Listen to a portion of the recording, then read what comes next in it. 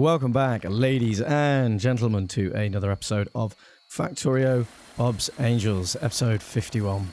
So, last episode was, just general fire, massacre, burning, and all that. So, I've cleaned up the rest of the worms that were lying around. There weren't many biters at all. It was mainly just worms. But we've got those temporary defense blocks out there at the moment, ready to stop any caravans coming out. There's no pollution out there, so they shouldn't get attacked very much at all, because I wanted to spend this episode back in the factory. I don't really want to be doing defenses in this episode. I may have some defenses next episode, but one of the things I did in between episodes, as per usual, I need to go through what I've done, was take out all those permanent defenses around Stereotype 1, because they are no longer required, and we can get those upgraded in the factory. I've set up production of tier 3 or tier 4 laser turrets. So I got all the tier 2 and tier 3 laser turrets from that area into the factory ready to be upgraded. And I'll probably do a little bit in between this episode and next episode. But we'll probably have some of that in next episode if I can remember to include it. So we start this episode off. Initially we were putting some productivity in various places to try and deal the copper issue at the moment. But like I said last episode quite a few times, which I realised after editing how many times I did go on about it, that we need to get steel upgraded to electric furnaces. Not anything for speed or anything like that, because they're the same speed as steel furnaces, but so we can get productivity modules in there and make the most of our raw iron. So this video is coming out a bit late today because I spent a lot of my time that I would normally have to record trying to deal with these performance issues. They were really starting to get on my nerves. So you may notice at the start of this episode, it seems a hell of a lot faster. This is dead on 3 times speed, but it's a combination of things. One, I've got legs on and I'm running a lot quicker, but I'm still running, I think, quicker than the video at 6 times speed. Because basically after, I think, like an hour or an hour and a half, it felt like quite a long time, I finally found what the problem is. So I went through loads of mods. It wasn't a bottleneck. That didn't seem to be making much of a difference at all. It wasn't rampant AI directly. It wasn't the priority splitters. I tried a hell of a lot of things. I tried the UPS up mod, removing all of the artifacts, which made no difference remotely. They only seem to make a difference when on screen. So I'm going to leave those in for me to take out manually, because I didn't want to actually use that mod to get rid of them. It kind of felt a little bit cheaty, but I found the problem, and it's kind of a bit disheartening. I'm not really very happy with what it turns out to be. But basically, at the moment, the game runs at around 35 UPS, sometimes dropping a bit, sometimes getting a little bit better, but on average around 30, which isn't great. That's like half speed if I'm correct, or at least a third slower. But basically, if I remove all biters and spitters from the game, it goes up to nearly 60 spot on, obviously dropping a little bit when things get really busy. So the problem is, I think, a combination of it is rampant AI and the fact that it's a death world.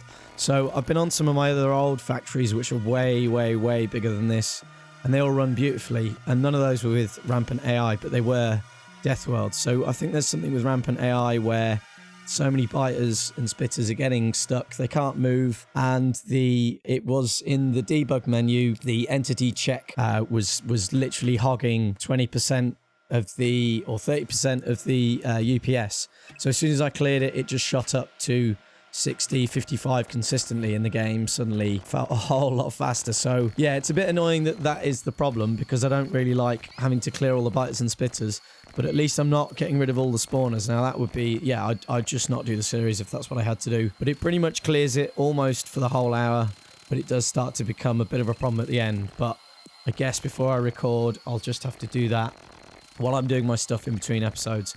So the biters are still a threat. I mean, they spawn pretty quickly after clearing it. I tried it a few times while watching some bases, and they come out straight away. So I don't think it's really going to make my game any easier for me, apart from we're not going to have the bug of the game slowing down. While I've been babbling on about that, we just upgraded the steel belts. We've added another one to the bus. I've also taken out all the underground belts where the road's going to be, and I did set up some concrete. I think we're going to get a concrete road in, but I kind of get distracted this episode, but I will get that done soon. But anyway, one alternative to clearing the biters is I could just turn rampant AI off, clear them, and then see if that gets rid of it. It means I don't have to clear fighters anymore, but it means we're not going to have rampant AI anymore, and I quite like rampant AI, so not quite sure what I'm going to do there. I might do a test where I turn off rampant AI, clear the biters, and just see if the performance issue comes back in.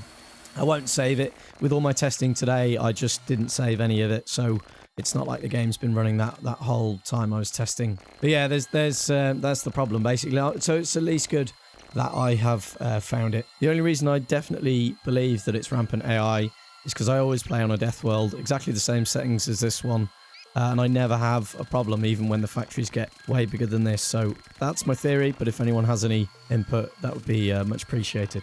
So this episode, there's no real direct goal apart from the good old classic Factorio factory streamlining, just to see where we're being slow on science, which is purple science at the moment, and I think it is for most of the episode. I do quite a bit to speed up the steel, but there's a whole lot more I could be doing. But we've also run out of titanium, so I need to set up some combo sorting for titanium. So that's one of the things we're going to be working on this episode. But one of the ingredients isn't being delivered, which is the crystal sapphirite. So we need to go down, see why that's happening. I think it's because we've got miscellaneous basic sorting for sapphirite, so I think we switched that off. One of the things I was doing in between episodes was just upgrading the station to express stack inserters, just because I knew it was going to take a little bit of time, and it wasn't something I really wanted to keep fully in the recording, but I didn't quite get it finished, so it's almost done, because when I first built it, the medium poles I had weren't big enough, and I had to use substations, and they didn't. To have those in, I had to take out 2 stack inserters per warehouse. So now I've got the medium poles that are big enough, I can get these full amount of stack inserters in, and that'll speed the station up as well. Not that it really needs speeding up, it still unloads more than quick enough. But one of the shortages we've got is crotinium. So I come and get the crotinium mining area set up with the raw productivity that we have on us and a beacon with speed modules. And also by coming down here, you can see the ridiculous extent that the solar farm has reached. Down the bottom here, and I like to do this usually with solar, is to have just pure accumulators. Because basically, you know, if you've got extra solar in the day, you've got this little backup before, you know, you realize your system's going downhill with not enough accumulators at night. But we do have that nice big steam section to fall back on now, which I don't think kicks in at any point of this episode apart from right at the end, just after recording. I have a look at the power, and it has been used at some point in the episode. I think it's only right at the end where we start to put quite a few beacons out and speed modules, so that really does start to add to the power usage. So while we were away just sorting crotinium out, yeah, I did sort crotinium out after doing the combo sorting for titanium, just because I saw we'd run out and we need it for copper, because we're now relying on combo sorting for all of our main ores, and as soon as you lose one of your 2 ingredients or 3, 4 ingredients, you're going to get nothing. So I needed to get that sorted. It's been overdue anyway, because that crotinium patch is quite small. But we have so many access to so many crotinium patches near the rail network, and last episode opened up at least another one, I think, maybe 2 of them. So we've got plenty of access to all the kind of ores we need. And that's probably going to be next episode, where we start adding outposts to all the ores that we obtained in last episode. But the main one being, I think, Javolite. That really needs doing soon. The only reason Javolite hasn't been a problem was because I think before last episode, to make sure we had enough iron, I did go and stick a beacon down there with some speed modules. In between episode, I did do a lot of clearing artifacts, trying out the item for clearing them. I think I got like 5 or 6 on my power armor with a load of personal robo ports, but yeah, I still don't think I have enough or of a high enough tier or the better robots on me. But yeah, maybe next episode or the episode after, we will be going straight up to Mark IV logistic and construction robots. So we come and have a look at why sapphirite crystals aren't getting into the logistics system, because they should be, and it has worked in the past.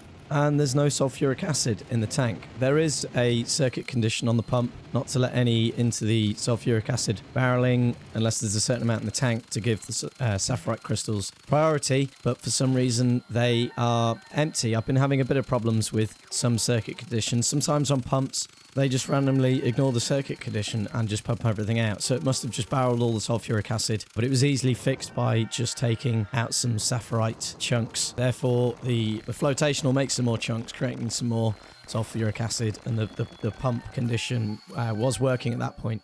The other circuit condition that keeps breaking, and it seems to be every episode I go to record, is the condition to only allow logistics robots and construction robots into the RoboPort unless there's none available. Every episode, the RoboPort being connected to not its default value, the value of what's available seems to go back to default, and then the inserters just seem to just switch on. So we've got far too many construction robots, and I've been trying to decide how to fix it. I might just take out the inserters, and then if we ever need any more, I'll just put them back in again, because we have absolutely loads at the moment. I think we've nearly got 4,000 of each. So it seems to break every time I start a new episode. If I reload the game, it just seems to break, and I can't really think of any other way of doing it. So for now, yeah, I might just take out the inserters because we've got absolutely loads. So another one of the things I've upgraded. Sorry if I'm kind of just ranting this episode and not actually talking about what's going on. But yeah, we've just upgraded various things. Extended the steel belt even more there. We've got 2 belts on the bus. And I also come and add a second belt for solder because we're now using more than a single red belt of solder. So we might as well get a second one in, because if I upgrade it to blue, it will get used, but inevitably we are going to need a second one anyway. And to be honest, once the belt's in, it's so much easier to upgrade it with the upgrade planner as and when we need it, rather than just sticking in loads of blue, because it does use a load of lube. But yeah, we are going to be sticking in a load of blue belts this episode, and I did get a bit carried away after recording, upgrading more belts to blue. But to be honest, I should really get purple and green belts under production, so whenever a belt needs upgrading, we can just go straight for it. Although when I do loads of belt upgrading, it uses that much steel that science kind of stops. So it might be a good idea to only do belt upgrading outside of recordings, because I just spend the whole time using up all of the steel, and we just sat around waiting for the belts to turn up. So yeah, I don't know, I might do a bit more belt upgrading in between episodes, but I can get carried away and just start doing things that should really be in recordings. So past me decides to come and put in a speed beacon here right next to one that's already there. I don't really spot it straight away. I think I remove it in a little bit, but I come to just try and streamline purple a bit. So we managed to get production just up to the speed of the red assemblers we had. We upgrade them to blue to try and speed that up a bit. But yeah, generally this layout starts to become a bit obsolete when you get to these kind of speeds, because yeah, belts just aren't quick enough. So that's kind of why I need to get to purple and green belts, because as soon as we start chucking modules in, the belts are always going to be the bottleneck. But we get speed beacons in for the purple science, which really speeds up that productivity. So I decide to put a loader in, even though after a few minutes it's never going to be able to keep up with that. But hey, it speeds purple up for a little bit at least, and we can try and get our robot upgrades going. So we finished the list of stuff we were doing, which I think was the last of the flamer upgrades and some robot cargo and speed upgrades. Then we go for some logistics requests and auto trash upgrades as well, because the auto trash area is getting a bit more full up. I did have a little bit of a sort before the episode, but my requests as well. I like to request a hell of a lot of stuff. It's very handy having the factory make everything for you, and it means these recordings have a lot more content, because I'm not sat around crafting anymore like I was at the start of the series, where I wouldn't be prepared to do some work on an area. Now I can just make sure I'm requesting what I need and having it produced in the factory, and yeah, then we've always got what we need. So I just come and have a look at the priority splitter, because I wasn't happy that it was working properly. That bottom belt shouldn't really have anything on it, but to be honest, it doesn't really matter. It's putting almost a full 2 red belts of iron into the preliminary requirements for blue science. And we just generally get this sped up with new belts. And there I go, upgrading some of the auto trash, because as we upgrade stuff, I want things to go away, but I still want a bit of them in my inventory just in case I need them. Some things I'm auto trashing there are probably not really needed in there, but you know, I keep ending up with them in my inventory, so why not get them in there? We also got a load of raw productivity modules into the blue science just to be a lot more efficient with the items we're feeding it with. I did have a comment about putting raw productivity modules into assemblers not making intermediate products, and I think you can disable that in Bob's mods, but because I just used the mod straight away, I think it's disabled by default, and you can go and enable it. And it was enabled in Arumba's mod pack, but I didn't actually use his pack directly. I just used that as a good list to go by of most of the things I wanted, and then I just chucked a few things in for myself that I wanted as well. So that's why it's now disabled. And to be honest, now I'm quite a way into the series. I don't want to just go and enable it because, you know, yeah, let's just keep it a little bit of a challenge. I do decide to try and put some raw productivity in for the engines there, but then I don't bother because they're never going to be as much of a problem as the assembler production, because that is just absolutely swallowing iron. Get raw productivity in all of the cogs, but of course it's the iron getting through to the assemblers themselves that's the problem. So I get both of them with 2 stack inserters, feeding them with the iron plates to try and help speed that up. But of course it's the iron input that's always the issue.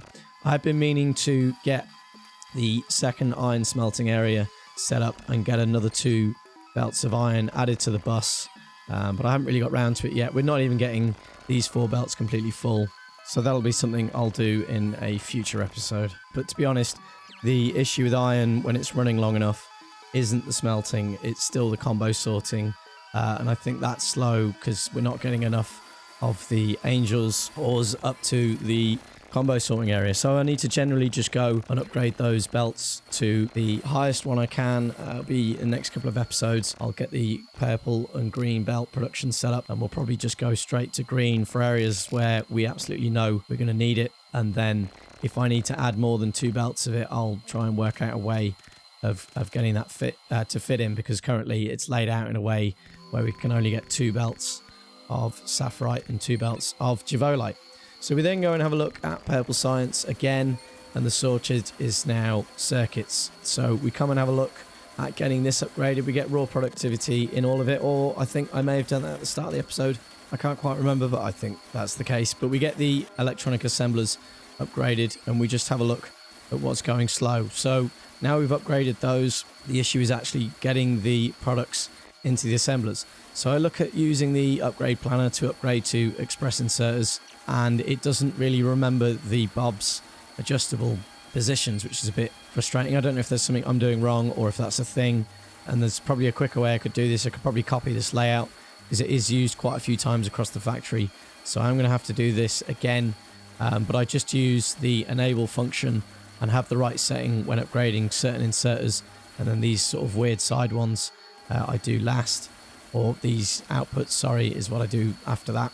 But yeah, I don't know if there's something I'm doing wrong there, or if that's just the upgrade planner as per usual. It's as though the player's placing it, but I have to start a new upgrade planner config, which I don't really like doing. Well, I can't be bothered changing them, just a bit lazy. But I should really have one for belts, one for inserters, assemblers, you know, that sort of thing, and changing them whenever, you know, I need to. But yeah, I'm not proactive enough or organised enough for that, but I guess I'll get used to it for the sake of the episodes. So one thing we haven't got produced automatically in the factory is blue loaders. So we come over and get that done. This automated construction area still needs rebuilding, so it's a bit tidier, but I have a worrying feeling that it's just going to stay a mess the whole time, because to be honest, if it works, why bother rebuilding it? Just like the belt production area, I still haven't upgraded it to streamline it a bit and genuinely make sure it's properly upgrading belts in the logistics system before making new ones. It does kind of work, but it's not set to absolutely only use the stuff in the logistics system. It kind of uses a bit of both. So I guess if it makes enough of it, it does eventually use everything in the logistics system. But yeah, I need to make sure that is working, because we don't want to end up with thousands and thousands of unused yellow and red and blue belt in the system when we start going for green. But one of the things I need to look at, and I believe I did it straight after this recording, is make sure we've got 4 blue belts of iron coming down from the combo sorting and getting beacons in that area. I decide to come and get this area making purely just iron and copper, because everything else, all the individual Bob's ores, will be done in the combo sorting area. And to be honest, we're always going to be using a hell of a lot of copper and iron, so I come and get that set up. And I also get some speed modules in those just to speed that process up a bit, because we do have a lot of slag slurry.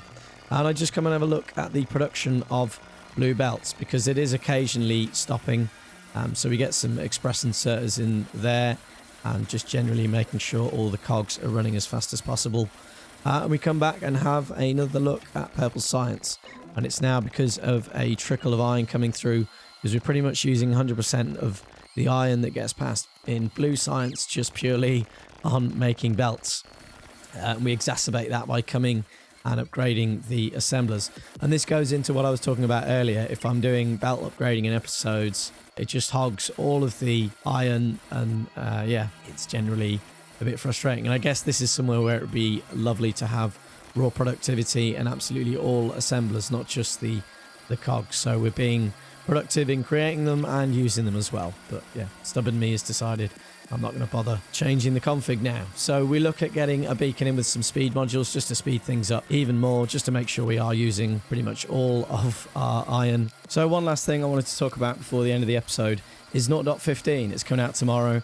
I'm very excited about it, and I have an idea. So this series is going to carry on. I'm going to have a separate install of Factorio for this playthrough. It's going to stay on 0.14 because this mod collection isn't going to work straight away, and I don't really want to stop the series. So that I will stay separate on 0.15. I'll update my main install to 0.15 so I can at least have a play around with it, see what it's like. I am tempted to start a new series on 0.15 and do it alongside this one, but it would mean these episodes for this one are coming out every 4 days instead of every 2, and then the other one also every 2 days, because that's literally all the time I have to record. I'm probably not even going to have any time to play 0.15.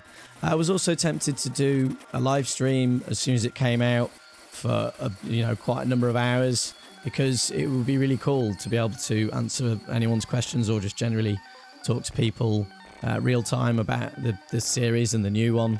Maybe just do a few hours just working out some ridiculously hard settings with the new pollution and biter settings. But I don't know, I've never done a live stream, and I don't even know if anyone would want to come and watch it, or even what time to do it at that's best for everyone. But yeah, I'm really excited about 0.15, and yeah, I'm going to be diving into that straight away. But yeah, I carry on messing around after the episode, just upgrading the iron smelting. But that's going to be all we have time for this episode. I do hope you have enjoyed. Thank you so much for watching, and please do come and join me in the next episode. Bye bye.